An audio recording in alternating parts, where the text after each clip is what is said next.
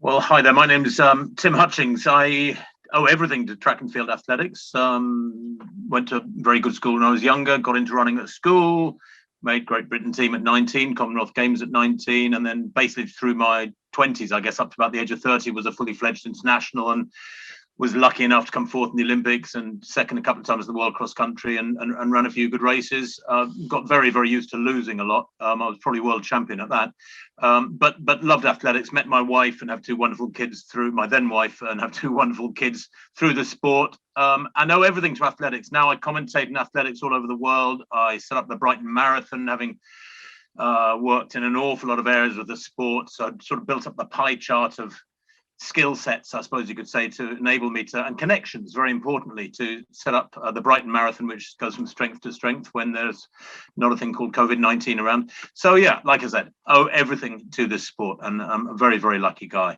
I've been sent in a load of questions, and we're looking at some of them, so I'm going to read them out and just go for it as best I can. If my answers aren't very good or not very comprehensive, my apologies in advance. Who's the toughest opponent you've faced and why? Well, my career essentially was from about 78 to 90. So about 11 or 12 years for all intents and purposes. And like I say, I lost a lot. So I met plenty of very tough opponents. Probably Carlos Lopez, because he was just an absolute beast. He was so strong. His speed endurance was incredible. He beat me in the World Cross Country in 84 in New Jersey on a very flat horse race course, grass circuit. And he beat Charlie Spedding, of course, to take Olympic gold in 84 a few months later in Los Angeles in the marathon. And I remember having a beer with Charlie the evening after the marathon, I think, which was on the Sunday. And I think my 5,000 final had been on the Saturday. We went for a beer somewhere in LA. And Charlie said, do you know what? That Carlos Lopez, there was one point we were coming down towards the stadium with about a mile to go. And the three of us were running side by side, John Tracy and him and me. And we looked at each other. I looked at John and he looked at me. And then I looked at and then Carlos looked at Tracy, and then he looked at me, and then he just got his head down, and he disappeared up the road. I think he probably got what I was trying to say there. But Charlie's language was very colourful at the time, and that's pretty much what he did when I came second in the world cross country with about a mile to go. We were bombing around. I think about four of us had got away, and Lopez just changed gear and went for it with a kilometre, maybe 1,500 to go. And there was no way I could go with him. The change of pace was incredible. So Carlos Lopez, I think. And then John Ngugi, he was just an animal, different animal. I came second in the World Cross Country to him. I was comfortably leading. He came past me and just bounced across puddles on this dreadfully muddy course. And while I built up a comfortable lead in second on everybody behind me, he just disappeared into the sunset and won by about half a minute or something. So John Ngugi was from a different planet altogether. Those are the toughest guys, I think. What is your favorite commentary moment? Boy, I've been so bloody lucky to commentate on umpteen incredible races over the years, whether it's hundreds, 400s, steeplechases, 400 hurdles, commentating on any world record is an enormous privilege, of course. I think that I'd have to come back to the Olympic 10,000 in Sydney 2000, where Paul Turgat against Haile Gebrselassie were knocking chunks out of each other over the last lap and then down the home straight. Just Google it, just watch it. It is the most astonishing battle side by side of two guys who refuse to lose. And I think Haile gets it on the lean by a couple of inches, but it is just an epic clash of two astonishing runners. That would be my best, I guess, calling that race. You want to just sit back and enjoy it. And of course, you've got to yell into the microphone and try to sound reasonably cohesive or coherent, I should say. Not always easy when you're enjoying the race so much. The 2-hour mark in the marathon was passed last year, something we once thought impossible. What's the next big landmark? Well, I'd like to take issue with this question because it starts with the 2-hour mark in the marathon was passed last year, and it patently wasn't. And I've got a real bee in my bonnet about this, as many of you will know, I expect. But basically, the race in Vienna was set up such that the organisers cherry-picked the rules that they wanted to adhere to and threw out the rules that were inconvenient.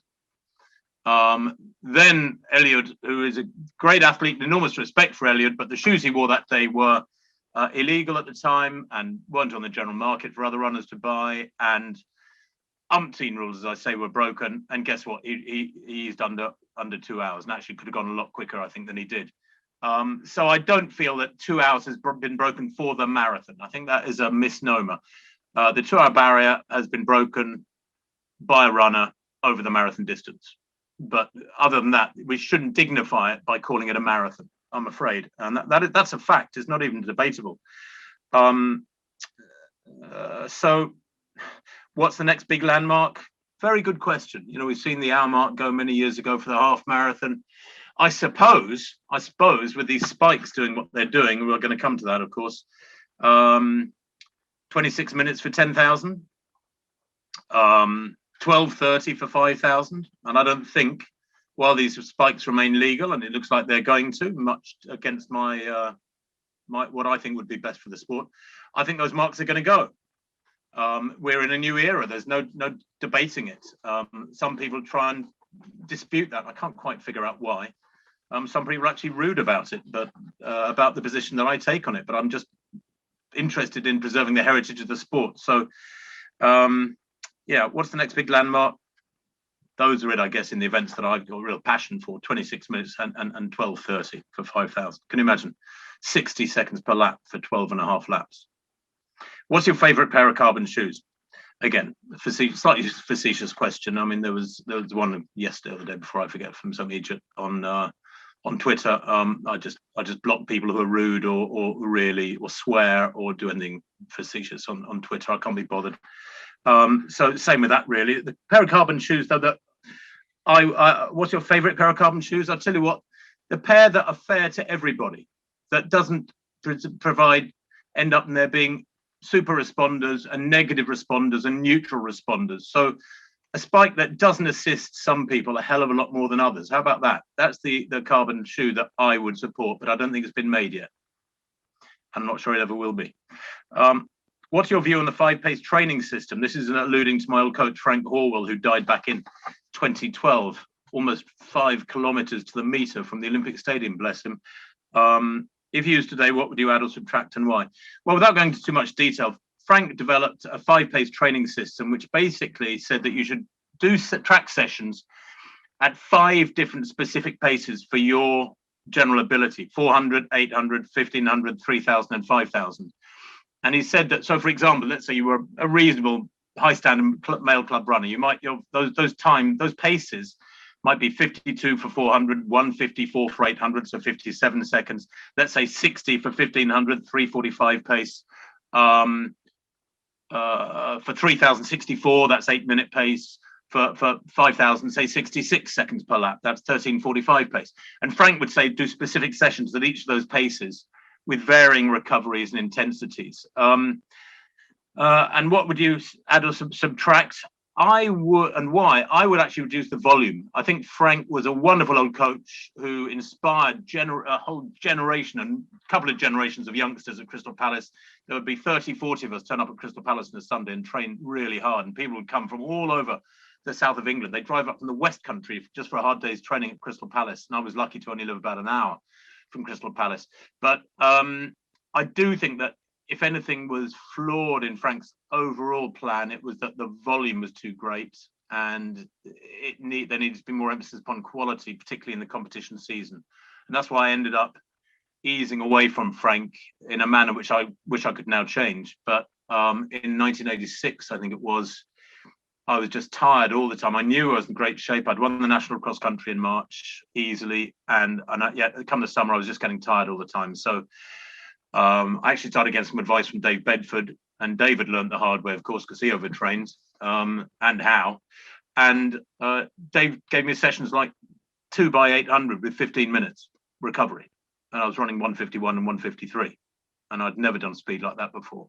And that may not be impressive to the Crams and Jake Whitelers of this world, but for me that was good speed. And Frank's version of that would have been 6 by 1500, but you can have 2 minutes rest today, not 1 minute.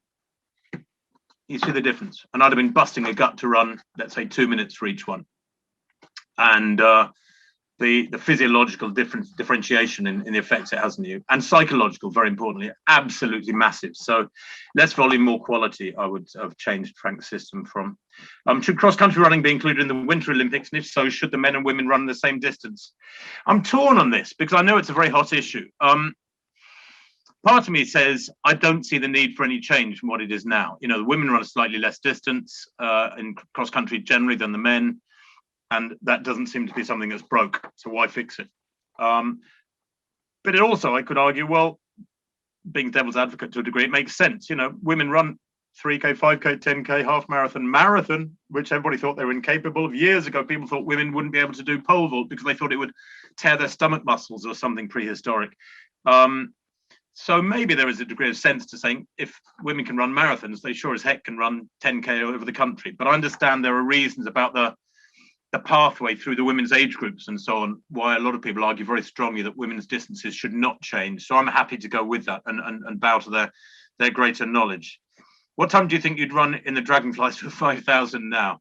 I have absolutely no idea. I might be a neutral responder. How about that? I might be a super responder and my personal best wouldn't be 13:11, it would be 12:55 or 12:50. I don't know. I might be a neutral responder. I might be one of these people that actually seems to negatively respond or even get injured. So I really don't know. And that's, again, sort of underlines why I've got a slight regret about there having been made legitimate. Cross country is probably the one area unaffected by shoe tech. As arguably our best cross country runner ever, where do you think you would finish in a race now? Still a medalist, talking about the world cross country, or have the standards moved on since the 80s? They've moved on dramatically. I think maybe I'd finish in the top 15 now, in the shape I was in when I came second a couple of times. It is a different world. I mean, second time in 89, in Stavanger, there was a Kenyan in first place and a Kenyan in third place, and I was second. But actually, there was not the hordes of top East Africans running in the world cross country then that there are now. There are probably almost literally 50 times as many top African runners now as there were back in the 80s. We lived in a different age, and you know, I was lucky enough to be one of a bunch of guys from USA, Western Europe, who could go off and earn a good living on the cross country circuit, run 5,000s around the continent and make a few bob. Nowadays, guys running the standard I was running at, struggling to get into races, never mind about make a really good living. So it's a different world, and I really sympathise with the generation, the current generation of top European and let's say non-African 5,000, 10,000 meter runners, because it's a totally different ball game. Yeah, the standards have moved on; they are out of sight. I think if you go to the world cross country and you're not in 27:15, 27:20 shape for 10,000, you are not going to live with those first 2 or 3 miles, and you're certainly not going to be in the dust up for a place in the top 10 in the last couple of miles. Please give us your 1984 basic training week, January, February, an early season training week, and your immediate preparation the week before the 5,000 at LA in 84. Wow. Well, I had a very, you know, I'm the first to admit that we didn't train as hard then as we could have done, but we also didn't know stuff. And nobody told us that you should have a sleep in the middle of the day. I think the first person who really rammed that home to me was Paula Radcliffe, who said, I think that if you have a sleep in the middle of the day, you get a slight spurt of human growth hormone through your system, actually gives you some assistance in that respect. And it never occurred to me to have a sleep in the middle of the day. Of course, now I'm thinking, well, I was a full-time athlete. Why the heck wasn't I? We used to do our smaller run in the morning, our lesser session in the mornings. Whereas now I think the preponderance is for most middle and long distance runners to do their big sessions in the morning, get it over and done with. So we used to run for 30 or 40 minutes in the morning, and then either 40 to 60 minutes of an evening, or else on a track day, 30, 40 minutes in the morning, and then a hard track session in the evening.